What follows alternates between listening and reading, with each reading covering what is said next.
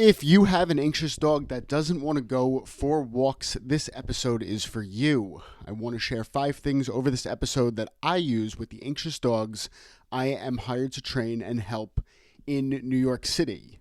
Hi, I'm Louis Magnicari, owner of Magnetic Dog Training. I've spent the last 15 years helping people and their dogs build better communication, better habits, and better lives together. The reason I started this podcast is because I'm on a mission to show people that dog training doesn't have to feel overwhelming or overly complicated if you're willing to stay open-minded and work on yourself as much as your dog.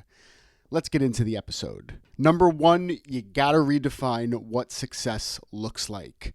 I often think of dogs in 2 big buckets, anxious dogs and aggressive dogs. And if a dog is aggressive, if a dog is biting somebody or lunging and barking on a leash, that problem is going to be solved. There is going to come a day in the not too distant future where the dog is no longer biting someone or the dog is no longer reacting on leash. It's the nature of aggression and it's the nature of putting together a training plan that solves the problem. But when it comes to our anxious dogs, when it comes to a dog that doesn't want to go on a walk because it's anxious, it's stressed, it's nervous about going out into the city, it's not as clear cut. A very good analogy of this is thinking of an anxious person. I know a lot of anxious people in my life who have been anxious their entire lives, 30 years of being anxious, and they're never going to not be anxious. But what these people did, at least the anxious people that I admire, they figured out how to overcome their anxiety in the specific situation. It's not that it might not come the next time, but they know what to do to make themselves more functional and less anxious in that situation. And it's the same with our dogs. When I work with people and they say, I want my dog to just go for a walk, I immediately have to adjust the expectations and help them understand that anxious dogs aren't all of a sudden going to walk out of their house strolling the city with their tail held high. It's an ongoing progression of making sure the dog is more and more functional while walking around the city until all of a sudden it's not a big deal every time you leash your dog up. Number 2, build skills instead of chasing symptoms. You know, it could be really frustrating working with our anxious dogs because it's the dog that controls the timeline. You can't push an anxious dog to become more confident and calm quicker. You have to go through the motions. You have to put in the reps to help your dog feel more confident, more calm, more excited to go for the walk. And that's on a sliding scale. One day, the dog might be very excited. The next day, your dog isn't excited at all. And this can feel frustrating because it takes so much patience. And in the meantime, you have no idea what to do, which is the wrong mindset. You have a lot you can do. You can start improving the skills of the equipment you're using with your dog. You can start thinking about creative ways of what to do on the walk. And you could also just keep a good, upbeat, and positive mindset. I know this is something that naturally comes to me.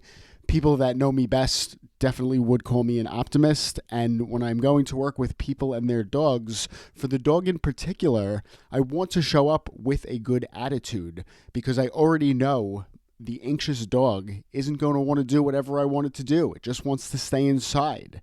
So I need to make sure that I'm bringing the great attitude so at least one of us on the team is ready to go, because if the dog is anxious and I'm miserable, nothing's going to get accomplished and it's going to be a bad time for all. Number 3, stop trying to survive the entire walk in motion. I see this time and time again. We have in our heads a linear version of what the walk should look like.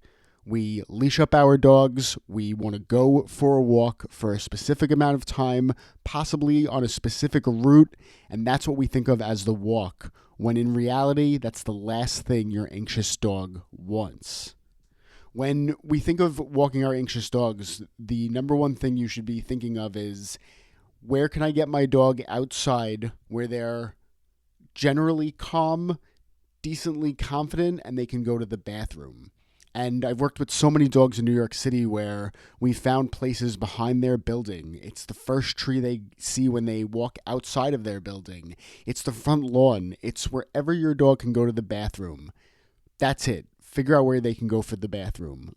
once you have this down and you have the routine of your dog going to the bathroom, then the rest of the walk should only be about how much time you have, not about where you're going or what you're doing. And what I mean by that is when I work with these dogs, the first thing I want to start figuring out is where I can break away from the city streets and find calmer places where we're still outside, but everything starts to become background. Because that's what's really making your dog anxious. It's all of the noises, or it's all of the people, or it's just the sheer overwhelm of New York City. But there are so many of these little pockets, if you just start looking, that can give you and your dog a break on the walk. It can help your dog reset, which often looks like your dog shaking it off. It could give your dog a place where they don't have to keep an eye on the millions of people, sounds, smells, dogs, buses going by, trucks going by, and all of a sudden they could pay attention to you and start to take your direction, which is a giant leap forward. So stop trying to just go for a walk and instead start looking for these little pockets where you and your dog could take a break on the walk. Number 4, learn to notice tiny wins. I understand how frustrating it can be to have an anxious dog who doesn't want to go for a walk. I can understand how miserable some days are because, let's face it, a lot of us get dogs specifically because we want to go on walks with them, and we picture the dog loving to go on a walk. So now you have this dog who doesn't want to go for a walk, and every time you're trying to go for a walk, it's this whole big thing for you and your dog, and it can be so wearing and so frustrating that you have to start noticing daily wins. And the more you start looking for it, the more you'll start finding it. And the daily win could simply be your dog not resisting putting on their walking equipment so much. Your daily win could be reaching out for help. Your daily win could be your dog going a little bit farther than they did the last day, or taking a moment to sniff inside the chaos that's going on. But if you start looking for these wins, you will start finding them. Number 5, give your dog access to different worlds. From your dog's perspective, your house is their comfort zone. And dogs have no concept of the comfort zone. It's a human concept that we came up so that we can start teaching people to get out of their comfort zones. But from your dog's perspective, the comfort zone is safe and going outside is dangerous. So there's nothing in their head that tells them, hey, maybe we should venture out into the danger because if we keep doing this, eventually we're going to like it.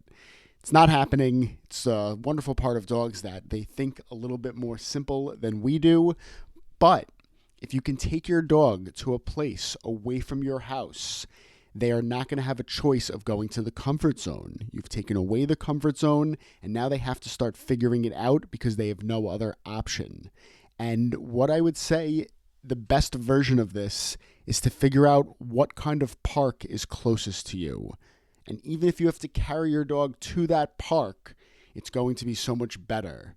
And even as a bigger bonus, not only would I take your dog to this park, I would also put them on a 15 or 30-foot leash so that they can have more space to explore. They don't have to feel the tightness of the leash. They're still outside near your house, but it's a completely different picture, and it's a step in the right direction of getting them comfortable and excited to be outside. This also ties right back into point number 2 of what you can do. If you're going to do this with your dog, now you can start working on how to handle and use a 30-foot leash, which is a big skill in itself. But taking your dog somewhere, whether you're carrying them or putting them in a car or going for a road trip or whatever you can do, it's going to be a huge help for your dog because you're getting them towards the actual picture of going for a walk right outside your front door, but in a way that they actually can.